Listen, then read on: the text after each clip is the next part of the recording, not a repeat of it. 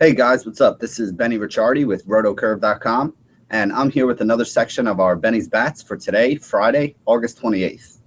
The idea of the Benny's Bats section is we try to take a look at each pitcher that's on the mound, figure out what their weakness is, and then figure out which bats on the other team profile to do the best against them. The first guy we're going to talk about today is going to be Matt Boyd from the Detroit Tigers going up against the Toronto Blue Jays in the Rogers Center. Now, Boyd's a lefty, and whenever we get a lefty going up against the Blue Jays in the Rogers Center, it's an automatic play, basically. It's guys that we want to look at up and down that lineup. We have a couple guys that have really high WOBAs and ISOs against left-handed pitching. Josh Donaldson is the first one that stands out. His numbers this year are amazing. He's got a WOBA over 400. He's got an ISO score over 300 against lefties. He's been absolutely mashing, and he loves hitting at home in the Rogers Center. So he's probably going to be the top play on the day, but he's also very expensive. Depending on what site you're looking at, you know, he's basically not only one of the most expensive third basemen, but one of the most expensive options, period, today. So it's not easy to build rosters around him, but he does have as much upside as anybody else. Other guys you can look at, Russ Martin has been struggling a little bit, but he has great numbers against left-handed pitching. Chris Colabello has been smashing left-handed pitching this year and has home runs in his last two games. So he's another guy that we want to make sure that we take a look at. He's the one cheap bat that you can still get in this Blue Jays lineup, so I definitely think I'm going to be having a lot of him all over. I know I already have him in my Fantasy Feud qualifier roster for tonight. They have 5 seats left for that $500,000 tournament coming up in a couple weeks. And tonight's qualifier is a $215 qualifier. So if you haven't signed up yet at Fantasy Feud, make sure you get over there. Use the promo code CURVE. You can get a 100% deposit bonus. And on top of that, you'll also get $25 from the Curve community to try out the site and, tell us what you think, basically. On that Blue Jays team, there's also a couple other guys you can look at.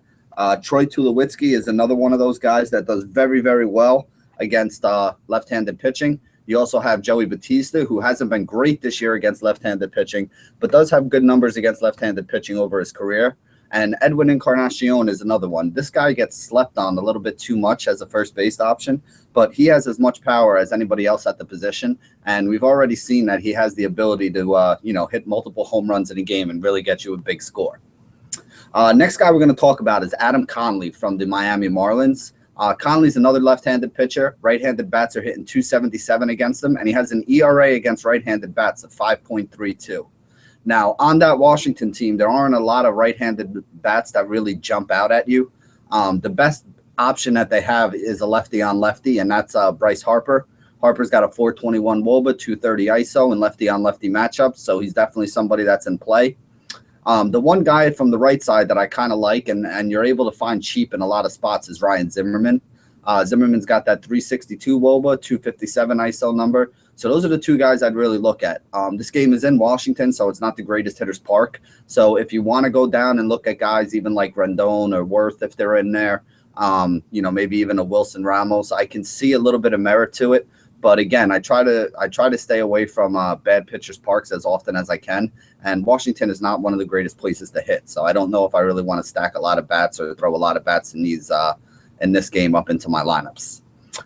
Next guy we're going to talk about, John Gray from Colorado.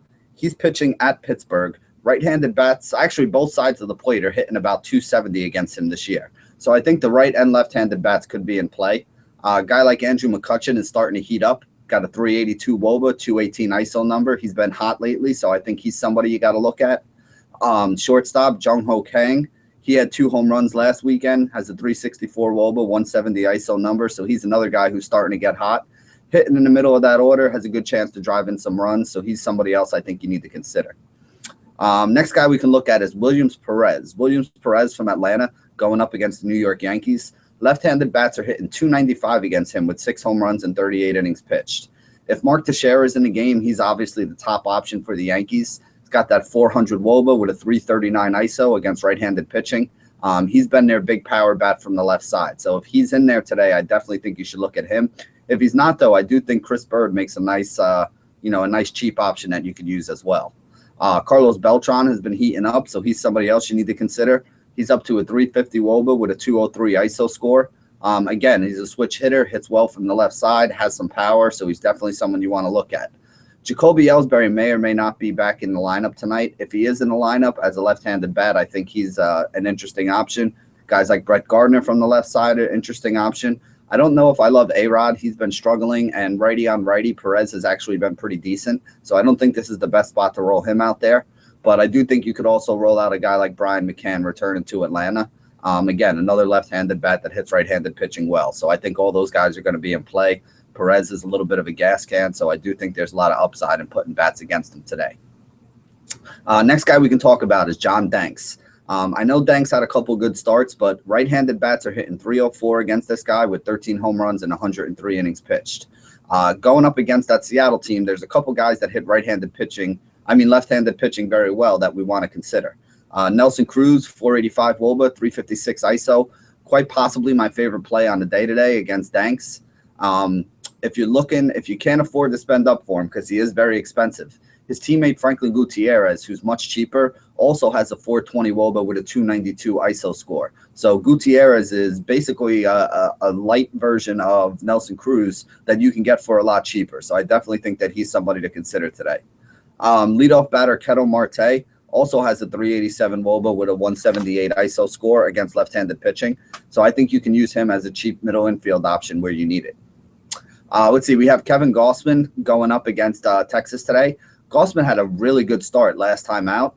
Left-handed bats are probably the way to go after him, and even left-handed bats are only hitting 228 with 4 home runs and 39 innings pitched.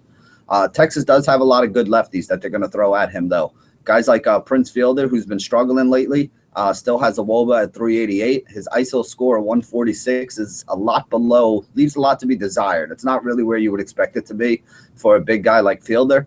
But again, he could be in play as well. You got a guy like Sin-Soo Choo, 372 WOBA with a 208 ISO. His numbers were horrible earlier in the year. So the fact that he's able to get it up to a 372, 208 right now is just a testament to how hot he's been. So he's another guy that I think you really need to look at when you're building your lineups today. Next guy, talk about Chase Anderson. Chase Anderson, right-handed pitcher from the Arizona Diamondbacks. He's in Arizona today. He has a pretty high batting average allowed, up in the 275 range, but he hasn't given up many home runs this year. And if you look at that Oakland team, there aren't a lot of left-handed bats that you really want to attack them with. You got guys like Vogt and Reddick, who are both sitting at a 356 WOBA. Vogt's got a little bit more of an ISO score at 219. Reddick's is a little bit lower at 187. But both guys have been struggling lately, so neither one really pops off the page at me. There's not a lot that I really like on this Oakland team, mostly because the offense has been struggling. Doesn't have much to do with, Chase Anderson pitching. Anderson does give up a lot of hits, doesn't give up a ton of home runs, though, so I don't see a lot of upside coming from a lot of these Oakland bats. Next guy we can talk about is R.A. Dickey. Now, with R.A. Dickey, we look at the numbers, but for the most part, he's the one pitcher in the league that I really want to look at BVP against. Because I want to see how these guys have hit the knuckleball in the past, especially against him. Now, looking at the BVP, Dickey does allow a higher batting average to right-handed bats, so it makes some sense here. You got a guy like Ian Kinsler, who's 6 of 16 lifetime against Dickey with 2 home runs, so he's a great option today. J.D. Martinez, 3 of 8 with a home run, so his numbers are basically the same as Kinsler's and less at bats. So I think both of these guys make a lot of sense to use today. And you also have a guy like Nick Castellanos, who's 2 for 7 with 2 walks against Dickey in his career. So those are the 3 guys that really stand out on the BVP, and probably the 3 guys that I would look at if I was going to put anybody in my roster today. Let's see. Erasmo Ramirez, next guy we can talk about. Right-handed bats have really been the way to go after him. They have 7 home runs in 52 innings, but Erasmo has kept his batting average low. He hasn't given up a ton of hits to either side. There really aren't any big righty-on-righty bats on that Kansas City team. But some of the lefties are definitely in play because they do hit right-handers so well. A guy like Eric Hosmer with a 400 WOBA, 202 ISO. Even a guy like Ben Zobrist, 389 WOBA, 148 ISO. I think both of these guys could be some options that you can use today. My problem with both of them, though, is they're getting a little expensive because they have been hitting well. Usually you don't like to penalize a guy for being hot, but I don't think this is like the perfect matchup to roll them out in. But I do think that both of them are options today. We got Kyle Gibson, the right-hander. Right-handed bats have hit 280 against him with 10 homers and 72 innings. So he's a little bit of a reverse splits kind of guy. You got a guy like Preston Tucker, who has a 360 WOBA with a 251 ISO. A guy like Carlos Correa, 356 WOBA, 217 ISO. those are the two guys that really stand out for me on that Houston team, and probably the only two guys that I would roll out if I was going to roll out anybody there. Next guy we can talk about is Mike Leake, pitcher for San Francisco now. He's going up against the St. Louis Cardinals today. Left-handed bats have a 263 average with 10 home runs and 73 innings against him. So that means a guy like Matt Carpenter is going to be in play. 370 WOBA, 212 ISO score, definitely somebody you got to look at. Tommy Pham, who's been hitting in the 2-hole right now, is pretty hot. He has 76 points on DraftKings in his last 8 games, so he's averaging about 9.5 points per game. At a price of around $3,000 where he is right now, maybe even a little bit below, he's been returning great value for you out of that 2-hole. So even though it's not a lefty-righty matchup in that situation, I do still think Pham is somebody who's in play. If you're looking for a cheap option at second base, I think Colton Wong, if he's hitting 5th again, could be somebody that you can look at. But again, you got to wait till the lineup comes out to see where he is. He's the only other real big left-handed bat that I would look at on that team. Jason Hayward is somebody that people have been using a lot lately. He's not a guy that I have a lot of faith in, but again, he does have some upside, so he might be another guy that you want to look at. He's been batting in that cleanup spot, so it does make a little bit of sense here. Let's see. We got Andrew Heaney going up against Cleveland. This is actually a tough matchup for Cleveland because Haney's a left-handed pitcher, and he's really tough on lefties. Some of the lefties on, basically a lot of the regulars on Cleveland are left-handed bats. They don't have a lot of big right-handed bats in that lineup. A guy like Francisco Lindor is a little bit interesting. Maybe a guy like Carlos Santana. But again, Carlos Santana has been so up or down this year. I don't know if I could really get behind that. But other than that, I really don't see much on this Cleveland team that I'm looking to target. Let's see. Henry Owens, the left-handed rookie for Boston. He's been up and down in some of his recent starts. Gets a good pitcher's park because he's pitching in Citi Field for this one. But this Mets team has been absolutely on fire. You got a guy like Wilmer Flores with a 381 WOBA, 247 ISO. He's still cheap all over the place, so I think he makes for a really interesting option today. He hits left-handed pitching very well. You know, Owens has struggled a little more with righties. Wilmer Flores is one of the few shortstops that does tend to bat in the middle of the order. Usually see him in that 5 or 6 hole. So if he's in the 5 hole today, I love him.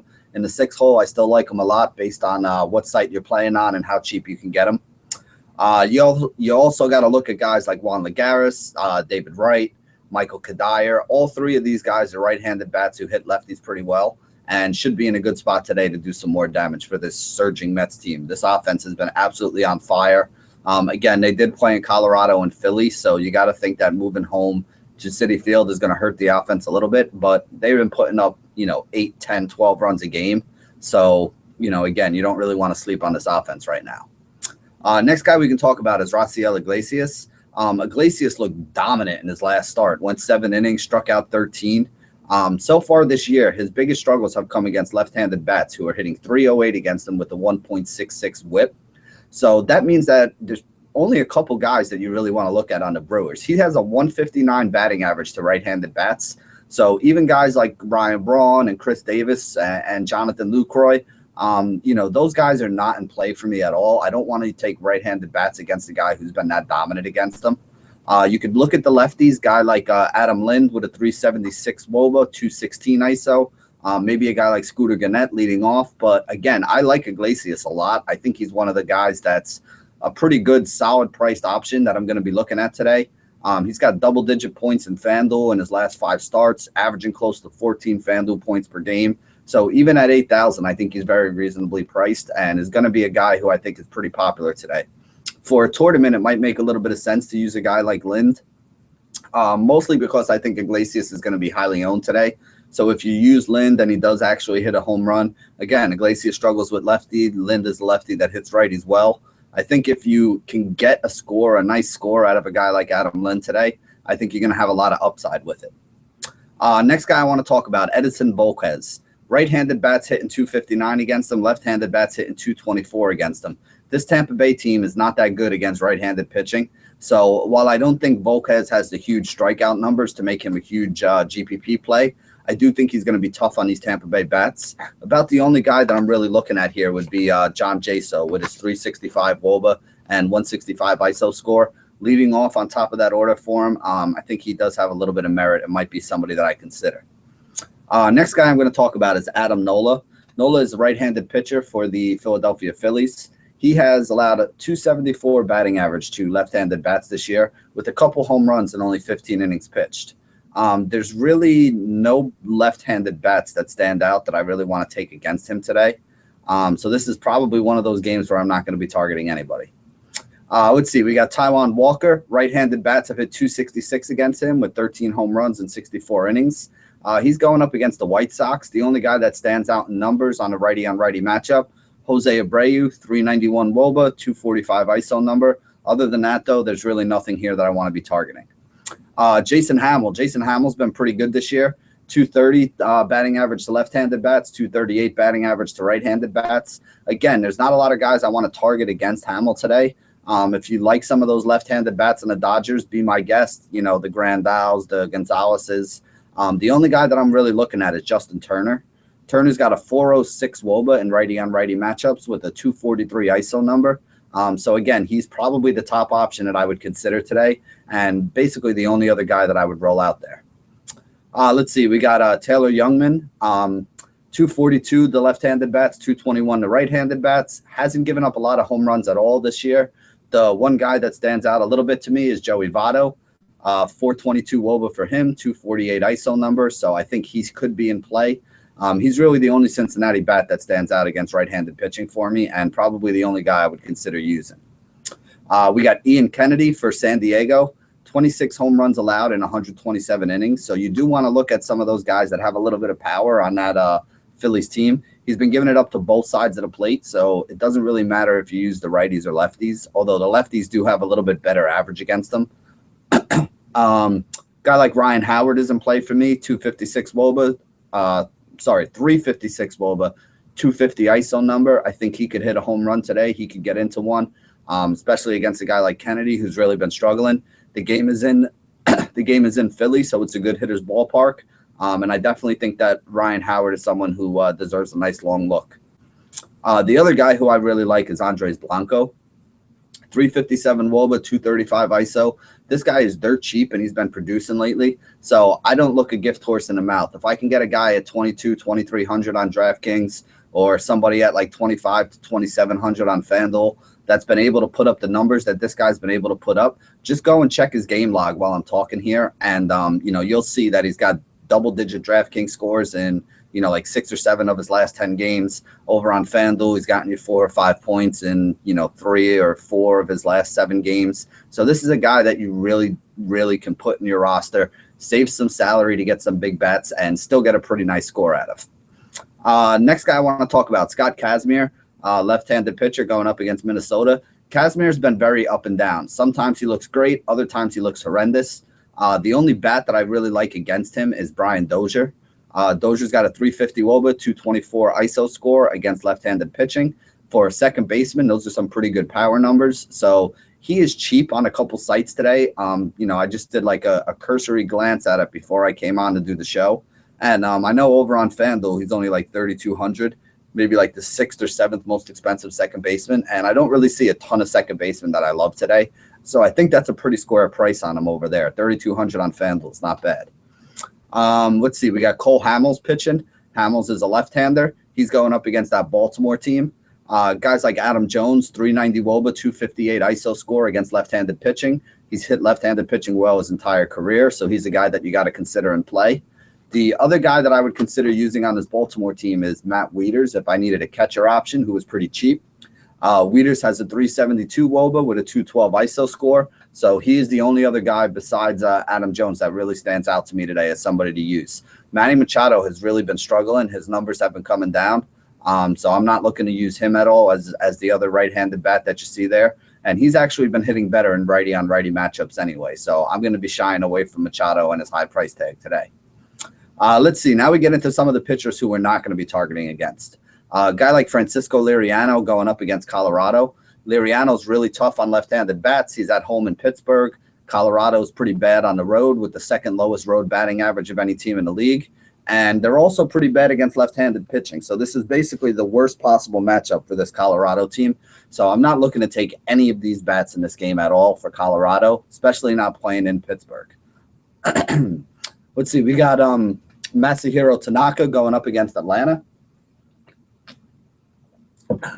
Tanaka's given up a 220 batting average to each side of the plate. Let's see, 19 home runs and 114 innings pitched. So he has given up a couple home runs. No one really stands out to me on that Atlanta team. You know, Freddie Freeman might be the one bat that you look at, the guy who can consistently have home run power and also is a left-hander going up against Tanaka. So he could be in a good spot today. My problem is, you know, since he's come back from the injured list, he hasn't exactly been killing the ball. So I don't know if I really want to roll him out there against what is a solid pitcher, although he does have a little bit of a home run problem. Let's see. We got Michael Wacha, right-handed bats hitting 246 against him. Left-handers 211. Going up against that San Francisco team that does have some guys that hit well in righty-on-righty situations. Guys like Hunter Pence, guys like Buster Posey. These guys are very solid hitters. So I guess if you want to, you can look that way. But for the most part, I mean, Wacha's been pretty good this year. He doesn't give up a lot of damage. You know, he'll limit it to a hit here, a hit there, you know, a walk here, a walk there, but doesn't usually give up that big 4 or 5 run inning, doesn't usually get blown out of games. And I don't expect a lot of runs in a bad hitter's ballpark in this one. We also have Sonny Gray. Sonny Gray's been very tough this year, but he gets a negative park switch going over to Arizona, and he goes up against a hot Arizona Diamondbacks offense. Again, he's been very good against right-handers, but you got guys like Goldie and Wellington Castillo who are very good in righty-on-righty matchups, and also a guy like David Peralta who's a left-handed bat. Again, Sonny Gray has low batting average to both sides of the plate, though, so I don't know what I feel about this game. I don't think Gray's going to shut this offense down, so I don't think he's a good play, but I also don't think it's the best spot to pay up for some of these big, expensive bats on Arizona. I'm going to probably be shying away from this game for the most part. Next pitcher, talk about Danny Salazar. He's actually somebody who I like a lot today. He's allowed under a 215 batting average to both sides of the plate. And this Los Angeles Angels offense has really been struggling lately.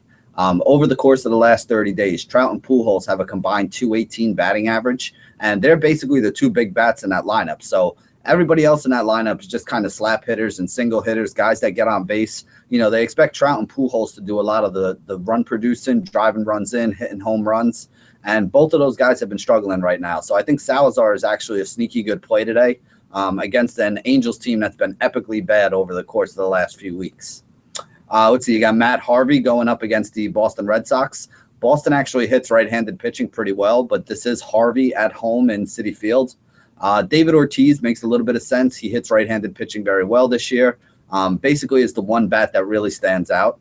I'm not really looking to target a lot of Red Sox here. Like I said, Ortiz is basically just a tournament play at best for me today. You know, again, I don't think Harvey has been as dominant as he has been in the past, but he still doesn't stink. And, you know, this Red Sox team is probably not going to get a lot of runs against them in Citi Field. Let's see. We got two other guys on the mound. Max Scherzer against Miami. Not playing Scherzer. I'm not playing any bats against Scherzer.